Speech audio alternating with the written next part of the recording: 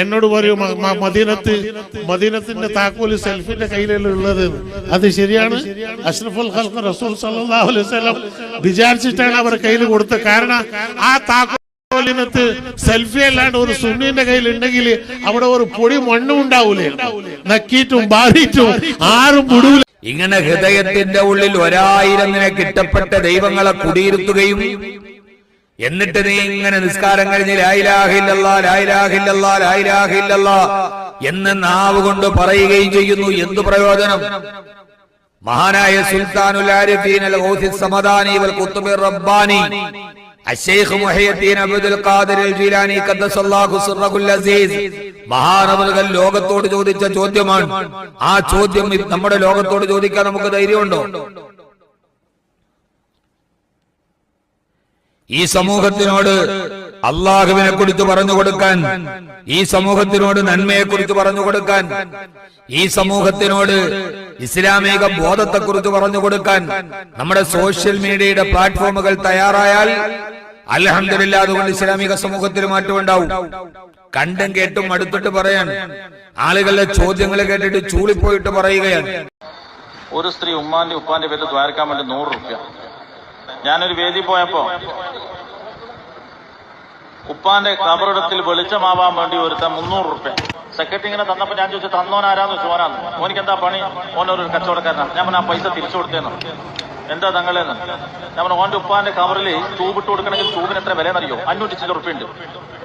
വയറിട്ട് കൊടുക്കണ്ടേ? വയറിന് എത്ര? 2000 രൂപ. സ്വിച്ച് ബോർഡിനോ 3000 രൂപ. കിയാമത്ത് നാൾ വരെ 300 രൂപയ്ക്ക് വിളിച്ചിട്ട് കൊടുക്കാനാ? അത് നടക്കൂലപ്പാ. ഉപ്പാക്ക് വിളിച്ച 300 രൂപയ്ക്ക് എന്താ കഥ? ആര് കൈ കൊടുക്കുന്നത്? 300 രൂപയ്ക്ക് 100 രൂപയ്ക്ക് വല്ല അങ്ങനെ കാത്തിക്കുന്നു.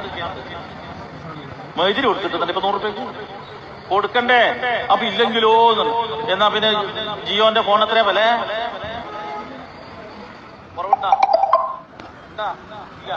നെറ്റ് കേട്ടാണ്ടുണ്ടാ?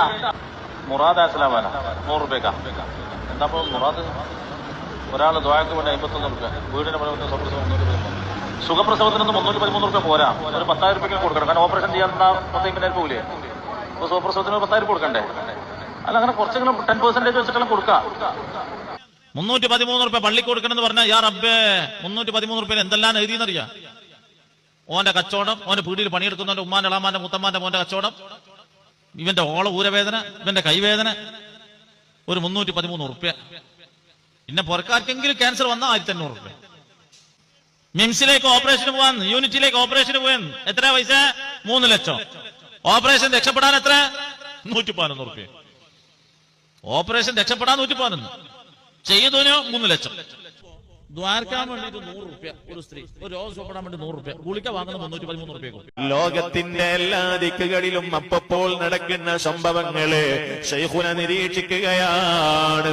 ഞാൻ അല്പം കണ്ണടച്ചു പോയാൽ വാനലോകത്തിലൂടെ പറന്നുകൊണ്ടിരിക്കുന്ന വിമാനങ്ങൾ തമ്മിൽ കൂട്ടിമുട്ടുമെന്ന് ഖുത്ബുൽ ആലം ശൈഖുന മടവൂർ. പാപികളായ ആഖിറുൽ സമാനിലെ ചണ്ടിച്ചവറുകളായ എനിക്കും നിങ്ങൾക്കും ദുനിയാവും തരാനുള്ളത് ശൈഖുനയാണ്.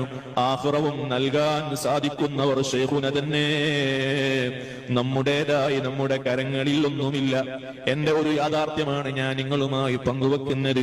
എന്ത് ഖൈറുകളുണ്ടോ, എന്തെല്ലാം നിഅമത്തുകളുണ്ടോ, എല്ലാം മടവൂരിൽ നിന്നാണ് നമുക്ക് ലഭിച്ചുകൊണ്ടിരിക്കുന്നത്. എന്തത്തെ ചെങ്ങായി എജ്ജ് പറഞ്ഞത്? മുസ്ലിമീങ്ങൾ അള്ളഹാനോട് തേടുന്നവരെ ചെങ്ങായി മുസ്ലിമീങ്ങൾ. അള്ള പറഞ്ഞ അള്ളഹാനോട് തേടാനാ, നബിത്തങ്ങൾ പറഞ്ഞ അള്ളഹാനോട് തേടാനാ. അള്ളാഹ് പരിശുദ്ധ ഖുർആനിൽ മുഴുവൻ അള്ളഹാനോട് തേടാനാ പഠിപ്പിച്ചത്. റസൂൽ സല്ലല്ലാഹു അലൈഹി വസല്ലം മുഴുവൻ തേട്ടും അള്ളഹാനോടാ. ഏത് ചെങ്ങായി എജ്ജ്? അല്ലാത്തൊരു മനുഷ്യനാണല്ലോ. അല്ലാത്തവരോട് തേടുന്നവർ മുശ്രിക്കുകളാടോ. അതുകൊണ്ട് ഞങ്ങളെ ഇസ്ലാമിലേക്ക് ക്ഷണിക്കുന്നത്. മുസ്ലിമീങ്ങൾ അള്ളഹാനോട് തേടണം എന്ന് പറഞ്ഞ് വാദിക്കണം. അതിനാ മുഴുവൻ പ്രവാചകന്മാരെ അള്ള പറഞ്ഞയച്ച്. ഓരോ ന്യായം അതും ഇതും പറഞ്ഞിട്ട് ഇങ്ങക്കൊക്കെ നാണുമാനില്ലേ ചങ്ങായിമാരെ? മയ്യത്തായരെ വിളിച്ച് തേടാൻ ഐറ്റങ്ങളാരെങ്കിലും പറഞ്ഞോ ഞങ്ങൾ ഞങ്ങളെ വിളിച്ച് തേടിക്കോളിന്ന്?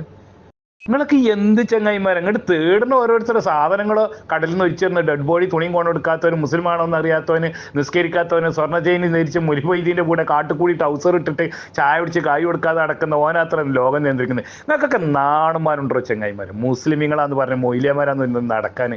ആകാശത്തിന്റെ കീഴിൽ ഏറ്റവും നികൃഷ്ടരായ ജീവികളെ ആരാ നബി സല്ലല്ലാഹു അലൈഹി വസല്ലം പറഞ്ഞെന്നറിയോ? ഒരു വിഭാഗം മൊയ്ലിയമാരോടോ ചങ്ങായിമാരെ. മുസ്ലിം ഉമ്മത്തിലെ ഒരു വിഭാഗം പണ്ഡിതന്മാരാ.